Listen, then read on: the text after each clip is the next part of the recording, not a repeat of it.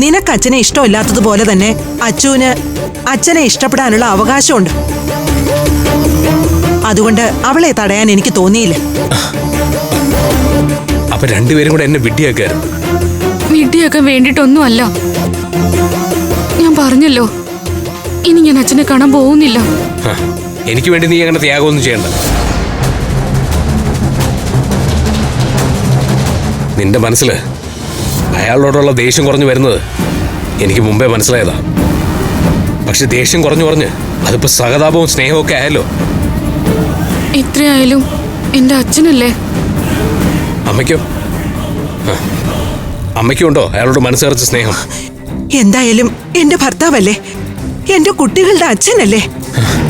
എന്നാണ് ഈ ചിന്തയൊക്കെ ഉണ്ടായി തുടങ്ങിയത്? ആ പേര് കേൾക്കുന്ന പോലും വെറുപ്പായിരുന്നില്ലേ പണ്ട്? കാലം മായ്ക്കാത്ത മുറിവുകളുണ്ടോ മോനെ? മായ്ക്കരുത് അമ്മ. രണ്ട് മക്കളെയും കൊണ്ട് ജീവിക്കാൻ അമ്മ കഷ്ടപ്പെട്ടൊന്നും മറന്നുപോകരുത്.